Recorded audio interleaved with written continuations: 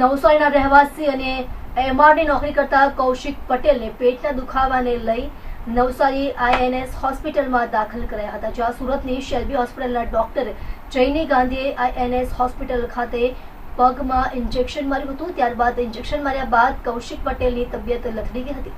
પેટમાં ઇન્ફેક્શન વધતા તેનો જમણો પગ હલનચલન કરવાનો બંધ થઈ ગયો હતો। ત્યારબાદ કૌશિક પટેલને જયની ગાંધીએ સુરતની શેલ્બી હોસ્પિટલમાં સારવાર માટે ખસેડ્યા હતા, જ્યાં 14 દિવસની સારવારમાં પગની 5 થી 6 સર્જરી શેલ્બી હોસ્પિટલમાં કરવામાં આવી હતી।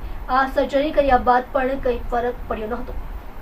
ઉલટાનો 20 લાખ રૂપિયાનું બિલ હોસ્પિટલમાંથી લેવામાં આવ્યું હતું। ત્યારબાદ ફરી કૌશિક પટેલને નવસારીની આઈએનએસ હોસ્પિટલમાં લઈ જવાયો હતો, ત્યાં તેમનો પગ કાપવામાં આવ્યો હતો। પગ કાપ્યાના 3 દિવસની અંદર કૌશિક પટેલનું મોત થયું છે। ત્યાં પણ નવસારી આઈએનએસ હોસ્પિટલનું 8 લાખ રૂપિયાનું બિલ આવ્યું હતું, પરંતુ પરિવારે દ્વારા બિલ બાકી મૂક્યું છે।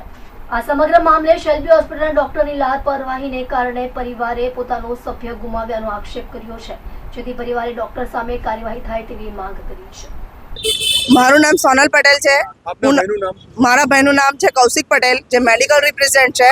ઘટના કઈ શરૂ થઈ અને શું આખો મામલો? 16 નવેમ્બરના રોજ નવસારી ખાતે મારા ભાઈને પેટના દુખાવા સાથે અમે આઈએનએસ હોસ્પિટલ નવસારી ખાતે દાખલ થયેલા હતા, અને ત્યાં મારા ભાઈને એમના અહીંયા શેલ્બી હોસ્પિટલના ડોક્ટર આવે છે જયની ગાંધી, જે રેડિયોલોજિસ્ટ ઇન્ટરવેન્શનનું કામ કરે છે, એ આવીને મારા ભાઈને એક ઇન્જેક્શન આપીને ગયા હતા, અને એ ઇન્જેક્શન ગાંઠ ઓગાળવાનું હોય એવું અમને કહેવામાં આવ્યું છે, અને એની અંદર મારા ભાઈની બેદરકારી ડોક્ટર દ્વારા થઈ છે, અને એને પગમાં અને પેટમાં તકલીફ વધી ગઈ હતી, અને એની સારવાર વધારે કરવા માટે અમને સુરત ખસેડવા માટે એમણે કીધું હતું।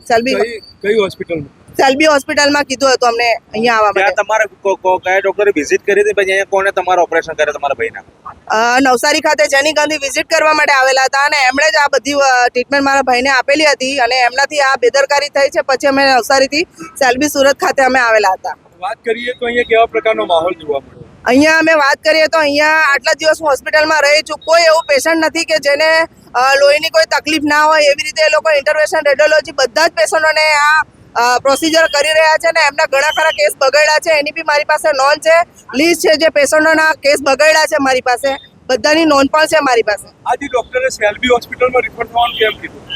એમની કદાચ પગની અંદર જે તકલીફ વધી ગઈ હોય એમને અમને એ રીતે કીધું, અને અમને અહીંયા એ લોકોએ દાખલ થવા માટે કીધું, પણ ત્યારે અમને એવું કશું કીધું ના હતું કે કેસ આટલો ખરાબ બગડી ગયો છે એમનાથી। અહીંયા કેટલા ઓપરેશન થયા, કોને કર્યા?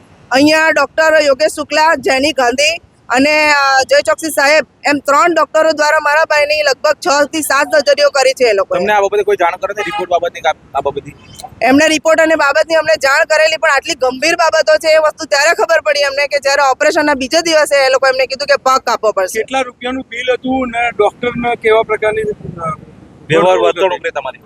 એમણે અમને 20 લાખનું બિલ ફટકારેલું હતું, અને અમે એમને આ બાબતે પૈસાનું પણ અમે એમને રિક્વેસ્ટ કરી કે તમે અમને રાહત કરીને આપો, પણ એમણે અમને કોઈ રાહતો અમારી સામે સાંભળી નથી, અને એ લોકોએ આ બધી વસ્તુમાં અમને ખૂબ જ અમને અટવાવ્યા છે સવારથી સાંજ સુધી, અને છેલ્લે આખરે અમને બિલ ભરીને અમારે જવા પડ્યું। કાયદે કયા રીતે ફરિયાદો કરી છે? કાયદા કઈ રીતે અમે નવસારી ખાતે પોલીસ સ્ટેશનમાં ટાઉનમાં કરી છે, એસપી સાહેબને કરી છે, અને મેડિકલ એસોસિએશન અમદાવાદ અને સુરતમાં પણ કરી છે। જેની ગાંધીને અહીંયા શું સંબંધ છે? જેની ગાંધીને અહીંયા અમને એમના મેનેજમેન્ટ સોનલબેન દ્વારા મને એવું કહેવામાં આવેલું હતું કે જેની ગાંધી એ છે મનુ શર્મા છે, એમના અહીંયાનો મેન ડોક્ટર છે, એમની મિસિસ છે, એટલે અમે એમને કંઈ કરી ના શકીએ ને કહી ના શકીએ, કારણ કે અમે પણ સ્ટાફ જ છે અહીંયાના, એટલે આપ સમજી શકો એમ કરીને મને એ લોકોએ ઉડા જવાબ આપી દીધેલો હતો।